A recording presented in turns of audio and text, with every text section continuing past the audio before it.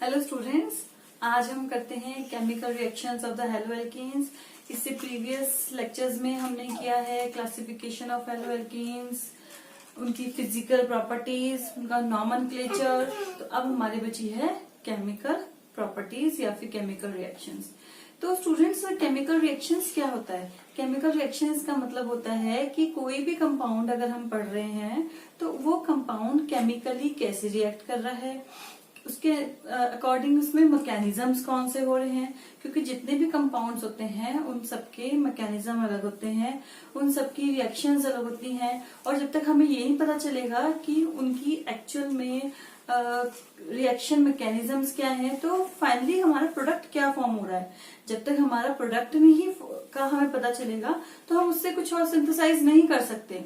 तो उसके लिए हमें उसकी केमिकल रिएक्शंस पता होनी चाहिए, मैकेनिज्म्स पता होने चाहिए, जिससे कि हम इजीली अंडरस्टैंड कर सकें कि जो फाइनली हमें प्रोडक्ट मिल रहा है वो कितना स्टेबल है और उसका क्या रोल है और उसके हमें क्या क्या बेनिफिट्स हो सकते हैं, हम उसको किस किस चीज के अंदर यूज कर सकते हैं। तो हम यहाँ पर केमिकल प्रॉपर्टीज के साथ साथ या केमिकल रिएक्शंस के साथ साथ सबसे इम्पोर्टेंट जो टॉपिक है न्यूक्लियोफिलिक सब्स्टिट्यूशंस रिएक्शंस का मैकेनिज्म, वो पढ़ने वाले हैं। क्योंकि जब तक आपको मैकेनिज्म नहीं पता होगा तो आपको नहीं पता चलता कि कैसे हमारे रिएक्टेंट से हमारा प्रोडक्ट फॉर्म हो गया है। तो उसके पीछे क्या मैकेनिज्म है वो हमने यहाँ पर डिटेल में पढ़ना है। तो आज मैं आपको इस लेक्चर में न्यूक्लियोफिलिक सब्स्टिट्यूशन रिएक्शन का मैकेनिज्म कराऊंगी, जो कि होता है SN1 और SN2। तो उससे पहले मैं आपको थोड़ा सा न्यूक्लियोफाइल्स और इलेक्ट्रोफाइल्स के बारे में बता देती हूँ। वैसे आपको इसके बारे में पता है, लेकिन मैं आपको थोड़ा सा क्विकली इसको बता देती हूँ। न्यूक्लियोफाइल्स क्या होते हैं? जैसे कि हमारा नेम सजेस्ट कर रहा है कि न्यूक्लियो मतलब न्यूक्लियस एंड फाइल मतलब लविंग। तो वो हमारे ग्रुप या वो हमारे एटम्स जो कि न्यूक्लियस लविंग हो। न्यूक्लियस लविंग कब होंगे? आप सबको पता है कि जो न्यूक्लियस है वो हमारा होता है पॉजिटिव चार्ज, और पॉजिटिव चार्ज को कौन अट्रैक्ट करेगा? Negative atom. न्यूक्लियस लविंग का मतलब होता है कि हमारे वो एटम्स न्यूक्लियस लविंग हो गए जो कि ऑलरेडी इलेक्ट्रॉन रिच हैं।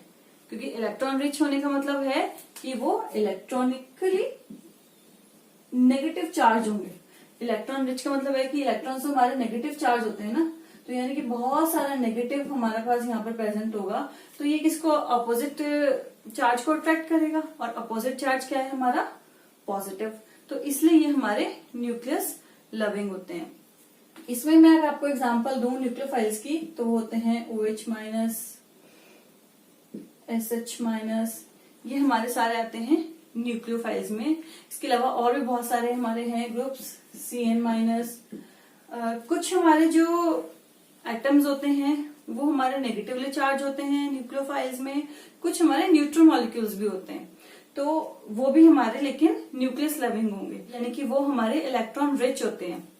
तो इलेक्ट्रॉन रिच होने की वजह से they are negative in nature, और वो पॉजिटिव की तरफ हमारे अट्रैक्ट करते हैं, और पॉजिटिव यानी कि न्यूक्लियस की तरफ वो हमारा मूव करते हैं। इलेक्ट्रोफाइल्स जो होते हैं हमारे, वो होते हैं इलेक्ट्रॉन लविंग। तो इलेक्ट्रॉन लविंग होंगे, तो इसका मतलब क्या होंगे? Electron deficient. क्योंकि इलेक्ट्रॉन डेफिशिएंट होंगे तभी तो इलेक्ट्रॉन की तरफ मूव करेंगे। इलेक्ट्रॉन डेफिशिएंट होंगे तो दे आर हमारे पॉजिटिवली चार्ज। तो मैंने आपको बताया कि पॉजिटिवली चार्ज भी होते हैं और हमारे न्यूट्रल मॉलिक्यूल्स भी होते हैं। तो इसमें हमारे एग्जांपल्स आते हैं H+ एंड NO+, और हमारे कुछ न्यूट्रल मॉलिक्यूल्स भी होंगे इसके अंदर। तो ये हमारे होते हैं इलेक्ट्रोफाइल्स। तो ये न्यूक्लियोफाइल्स और इलेक्ट्रोफाइल्स का क्या रोल होता है, हम क्यों पढ़ रहे हैं? जितने भी हम न्यूक्लियोफिलिक सब्स्टिट्यूशंस रिएक्शंस पढ़ते हैं, उन न्यूक्लियोफिलिक सब्स्टिट्यूशन में हमारा न्यूक्लियोफाइल अटैच होता है या फिर वो हमारा रिप्लेस होता है। तो अगर मैं हेलो एल्केन्स की बात करूं, हेलो एल्केन्स में हमारे होते हैं halogens, fluorine, chlorine, bromine and iodine. तो ये सब हमारे क्या है?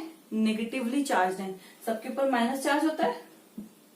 तो अब जब यहाँ पर एक इलेक्ट्रॉन की रिक्वायरमेंट है तो ये किसी न किसी के साथ शेयर तो करेगा ही, और ये हमारा शेयर करता है कार्बन के साथ। बच्चों, अब हम पढ़ते हैं न्यूक्लियोफिलिक सब्स्टिट्यूशन रिएक्शन के बारे में कि न्यूक्लियोफिलिक सब्स्टिट्यूशन रिएक्शंस क्या होती है। तो जैसे कि मैंने आपको बताया है कि न्यूक्लियोफिलिक सब्स्टिट्यूशन रिएक्शंस का मतलब होता है कि हमारा न्यूक्लियोफाइल सब्स्टिट्यूट कर रहा है रिएक्शंस के अंदर। वो कैसे कर रहा है कि यहाँ पर एक न्यूक्लियोफाइल है जिसको मैंने NU से डिनोट किया है, और RX इज एक हेलो एल्कीन, कोई भी हो सकती है hello alkene, methyl chloride, methyl bromide, iodide, fluoride, anyone.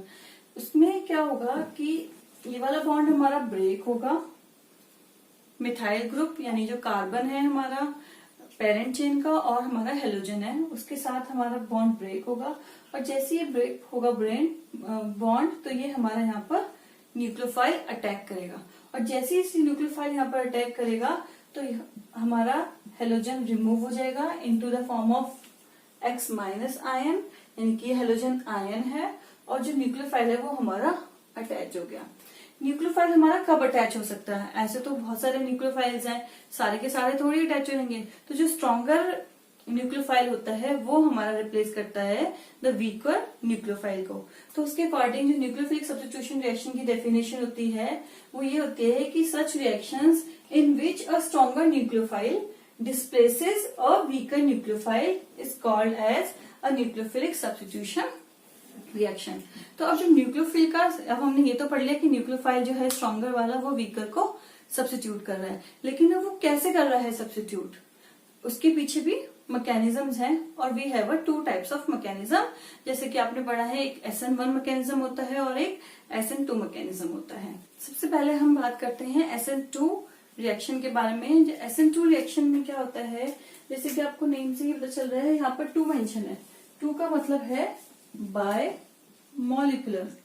Bye molecular means कि अगर हम कैनेटिक्स में देखते हैं तो बाय मॉलिक्यूलर का मतलब होता है कि the rate of the reaction जो है वो हमारा 2 चीजों पर डिपेंड करता है, 2 हमारे मॉलिक्यूल्स के ऊपर डिपेंड करेगा। तो यहाँ पर SN2 रिएक्शन में हमारा भी 2 मॉलिक्यूल्स के ऊपर डिपेंड करेगा। इसके अलावा अगर हम SN1 की बात करते हैं तो वहां पर हमारा एक मॉलिक्यूल की कंसंट्रेशन पर डिपेंड करता है। तो अगर ये जो हमारी SN2 रिएक्शन होती है ये हमारी होती है 1 स्टेप रिएक्शन। आपने इसमें कंफ्यूज नहीं होना है कि यहाँ पर अगर SN2 लिखा है तो ये 2 स्टेप रिएक्शन है। SN2 बाय मॉलिक्यूलर के लिए यूज करते हैं, लेकिन रिएक्शन ही हमारी 1 स्टेप होती है। इसके अंदर हमारे 1 स्टेप है, और उस स्टेप में क्या है कि एक हमारे पास होगा न्यूक्लियोफाइल, मैं यहाँ पर OH माइनस ले लेती हूँ, और वो न्यूक्लियोफाइल हमारा अटैक करता है टू द मिथाइल आयोडाइड, यानी कि एक H ये है और प्रेजेंट हमारे पास, एक H ये है, एक H, और यहाँ पर हमारा लगा हुआ है कोई भी क्लोराइड, या मैं हेलोजन की बात करूँ तो हेलोजन भी हो सकता है। तो अगर आप इसको जनरली रिप्रेजेंट करना चाहते हो तो आप X भी लिख सकते हो, ठीक है। और अब हमारा यहाँ पर फॉर्म होगा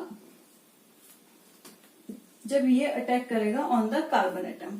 ये अटैक क्यों करेगा? ये हमारा अटैक इसलिए करता है क्योंकि जो हमारा OH माइनस आयन होता है, न्यूक्लियोफाइल है ये हमारा स्ट्रॉन्गर होता है देन द हमारा हेलोजन एटम्स। तो अगर ये हेलोजन से ज्यादा स्ट्रॉन्गर है तो ऑब्वियसली बात है ये इसको डिस्प्लेस कर देगा। डिस्प्लेस करने के लिए क्या होगा कि ये वाला बॉन्ड तो हमारा यहाँ से ब्रेक होना स्टार्ट होगा, और न्यूक्लियोफाइल का हमारा कार्बन के ऊपर अटैक होना स्टार्ट होगा। तो अब क्या है कि यहाँ पर हमारा बनेगा एक ट्रांजिशन स्टेट OH और हमारा X, बाकी सारा स्ट्रक्चर सेम।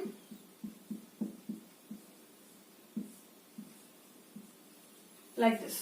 यहाँ पे जो हमारी स्टेट आई है this is a transition state, इसको हम बोलते हैं ट्रांजिशन स्टेट।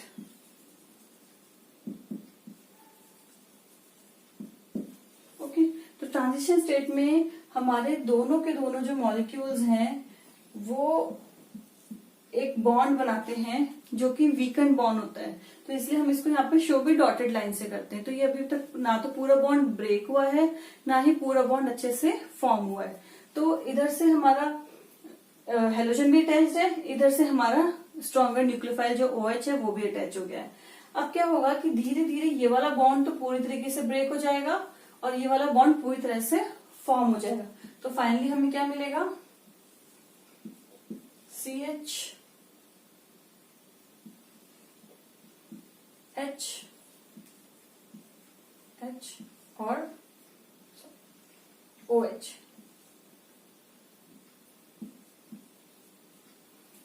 ओके, एंड जो हमारा हेलोजन है वो as a form of ion निकल जाएगा। तो अब ये जो हमारे यहाँ पर रिएक्शन आपने देखी है SN2 बायोमोलिकुलर रिएक्शन, इसका रेट लिमिटिंग स्टेप मैंने आपको बताया था कि बायोमोलिकुलर है तो 2 मॉलिक्यूल्स पे डिपेंड करेगा, और वो कौन कौन से होंगे? एक तो हमारा CH3X की कॉन्सेंट्रेशन और हमारी न्यूक्लियोफाइल की कॉन्सेंट्रेशन। तो ये दोनों के ऊपर ये डिपेंड करता है और उसी वजह से इसको बायोमोलिकुलर रिएक्शंस बोलते हैं। एक और इसमें डिफरेंस है जो कि SN1 के कंपैरिजन में हम करते हैं कि जो भी हमारी यहाँ पर शेप होती है या जो भी हमारे यहाँ पर स्ट्रक्चर होता है उसकी मिरर इमेज फॉर्म होती है यहाँ पर, यानी कि ये पूरा इन्वर्टेड फॉर्म करता है, जो कि SN1 में नहीं होती है। क्योंकि रीजन इज दैट कि जो न्यूक्लियोफाइल है वो हमारा बैक साइड से अटैक करता है हमारे मॉलिक्यूल्स के ऊपर। तो जैसे कि मैंने यहाँ पे आपको न्यूक्लियोफाइल शो भी किया है कि ये न्यूक्लियोफाइल हमारा बैक साइड से अटैक कर रहा है, ये हमारा फ्रंट साइड से अटैक नहीं करता है। वो रीजन है कि अगर फ्रंट साइड से अगर अटैक करेगा तो बॉन्ड फॉर्मेशन नहीं होगा, क्योंकि हमारे यहाँ पर ट्रांजिशन स्टेट बननी है और ट्रांजिशन स्टेट में हमारे दोनों बॉन्ड्स फॉर्म होने हैं, न्यूक्लियोफाइल के साथ, वीकर न्यूक्लियोफाइल के साथ भी और स्ट्रॉन्गर के साथ भी। तो वो हमारे तब होंगे अगर वो बैक साइड से अटैक करेगा। तो एक इसके अंदर यहाँ तक भी आपको सब कुछ क्लियर। अब इसमें आता है कि कौन सा मिथाइल या कौन से डिग्री का हमारा कार्बन यहाँ पर ज्यादा स्टेबल होगा। तो जैसे कि मैंने आपको बताया कि न्यूक्लियोफाइल जो है वो हमारा बैक साइड से अटैक कर रहा है, तो जितनी कम यहाँ पर हिंड्रेंस होगी, जितनी कम यहाँ पर हमारी मैं बोलूँ कि H+ आयन या मिथाइल ग्रुप बल्कि कम होगा, उतना ही ज्यादा वो हमारा यहाँ पर इजिली अटैक कर पाएगा। अभी तो हमने यहाँ पर एग्जांपल लिया था मिथाइल क्लोराइड का या मिथाइल हैलाइड का, तो ये था हमारा यहाँ पर CH3X। तो इसने इजिली पीछे से आके अटैक कर दिया क्योंकि HEH लगाए। अगर मैं आपको बोलूं कि इस C पर हमारे और CH3 भी लगे हैं, तो इसको तो बहुत टफ होगा बैक साइड से अटैक करना। जो हमारा यहाँ पर टर्शियरी कार्बोकेटायन है वो लीस्ट रिएक्टिव होगा। तो जो इसका ऑर्डर ऑफ रिएक्टिविटी होता है वो होता है मिथाइल क्लोराइड का सबसे पहले या हैलाइड का, जो कि 1 डिग्री है, देन 2 डिग्री, देन 3 डिग्री। यानी कि जो हमारा टर्शियरी है वो सबसे कम रिएक्टिव होता है as compared to the methyl chloride, क्योंकि अगर यहाँ पर बहुत सारे मिथाइल ग्रुप अटैच हो जाते हैं तो वो बहुत ज्यादा हिंड्रेंस फॉर्म कर देंगे, और हिंड्रेंस फॉर्म करने की वजह से उतना ही ज्यादा टफ होगा न्यूक्लियोफाइल को बैक साइड से अटैक करना। तो इसलिए रिएक्टिविटी ऑर्डर हमारा ये रहेगा। इसके अलावा अभी तक तो मैंने हेलोजेंस की बात करी है जनरल। अब हेलोजेंस में भी ज्यादा कौन रिएक्टिव होगा? हमारे पास 4 हेलोजेंस है। We have a fluorine, chlorine, bromine and iodine. अब इन सब में सबसे ज्यादा रिएक्टिव कौन सा होता है? तो इन सब में सबसे ज्यादा रिएक्टिव होता है हमारा आयोडीन। वो किस वजह से? क्योंकि आयोडीन का सबसे ज्यादा साइज होता है बिग। तो बिगर साइज होने की वजह से उसमें नंबर ऑफ ऑर्बिटल्स और शेल्स भी ज्यादा हैं, और अगर शेल्स ज्यादा हैं तो नंबर ऑफ इलेक्ट्रॉन्स भी ज्यादा होंगे, और अगर नंबर ऑफ इलेक्ट्रॉन्स ज्यादा होंगे तो हमारा नेगेटिव चार्ज ज्यादा हो जाता है, और नेगेटिव चार्ज की वजह से वो हमारा ज्यादा रिएक्टिव हो जाता है, ज्यादा रिएक्ट करेगा हमारे towards the nucleophilic substitution reaction. तो रिएक्टिविटी ऑर्डर होता है I- आयन का ज्यादा, फिर उससे कम bromine ion, then the chlorine ion and finally the fluorine ion. तो फ्लोरीन हमारा सबसे कम रिएक्ट करता है और आयोडीन सबसे ज्यादा रिएक्ट करता है।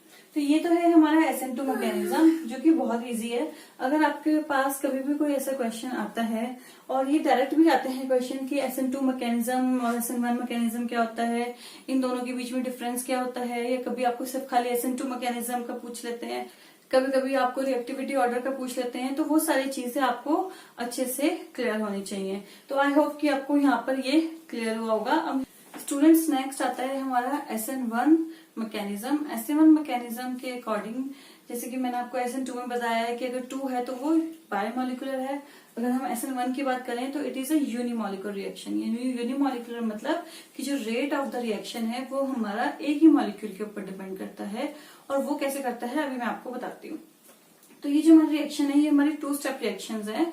2 स्टेप में स्टेप 1 एंड स्टेप 2। स्टेप 1 में क्या होगा कि सबसे पहले मैंने यहाँ पर टर्शियरी हैलाइड लिया है which is a 3 degree halide. क्यों लिया है वो भी आपको क्लियर हो जाएगा।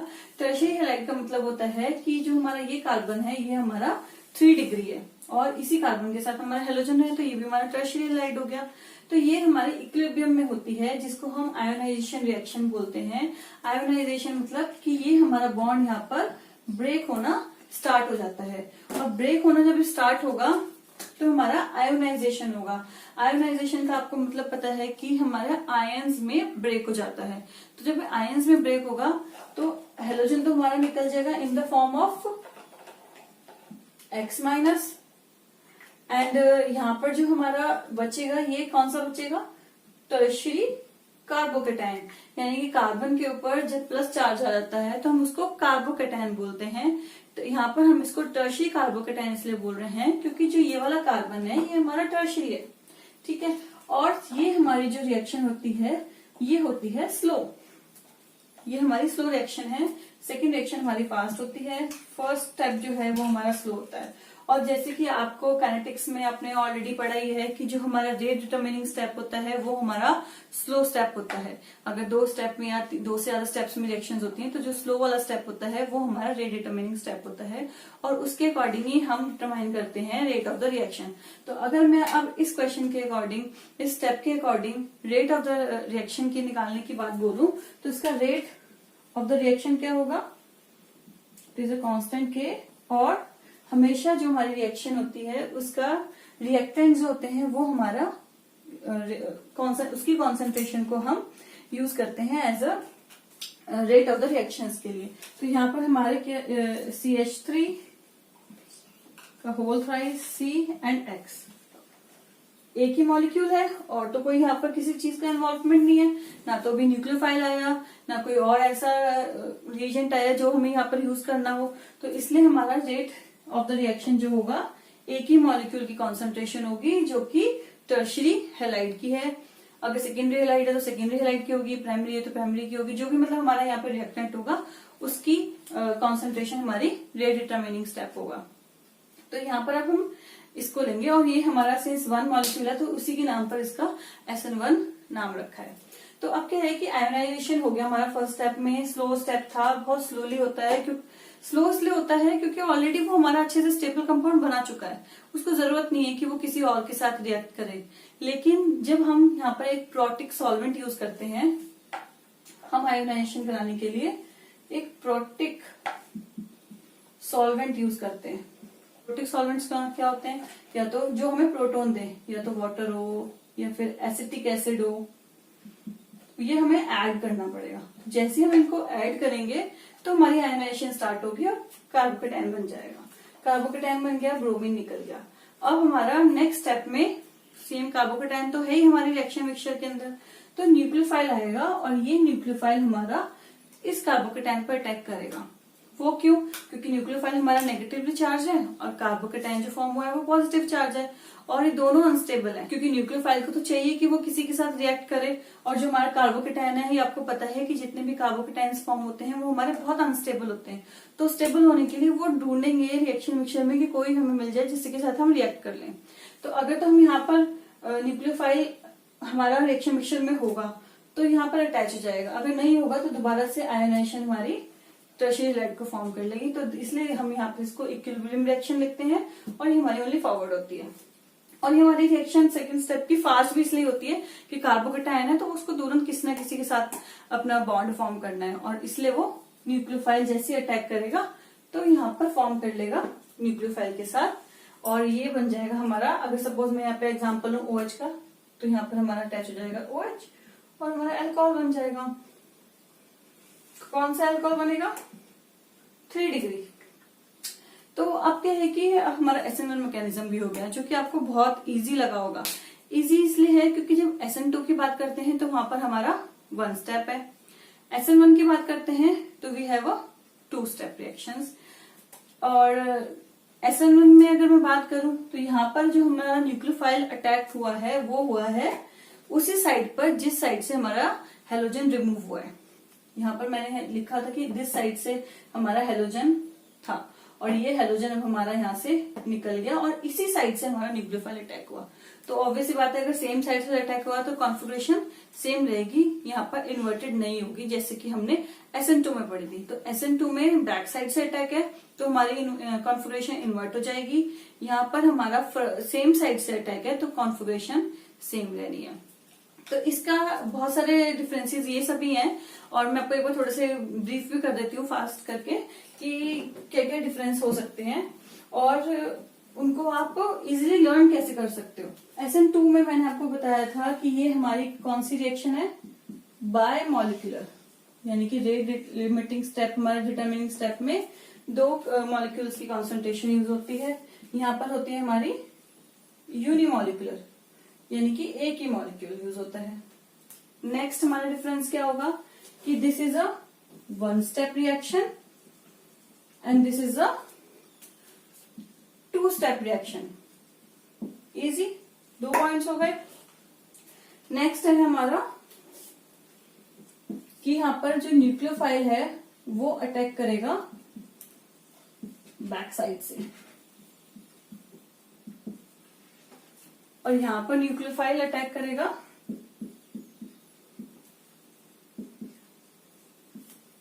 सेम साइड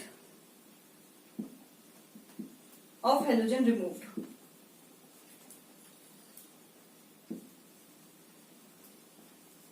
ओके, तो अगर बैक साइड से अटैक कर रहा है तो हमारी कौन सी कॉन्फ़िगरेशन होगी, इन्वर्टेड। इन्वर्टेड मतलब उल्टी, ठीक है। और यहां पर जो हमारी कॉन्फ़िगरेशन फॉर्म होने वाली है कौन सी होने वाली है, सेम कॉन्फ़िगरेशन। ओके, और क्या आपने डिफरेंस पढ़ा है, यहां पर SN2 में हमारा फॉर्म होता है ट्रांजिशन स्टेट, जिसमें कि मैंने आपको बताया था कि दोनों बॉन्ड्स बनते हैं।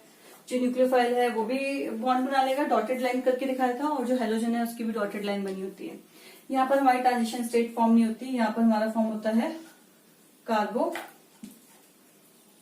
केटायन, ठीक है। कार्बोकेटायन हमारा फॉर्म होगा।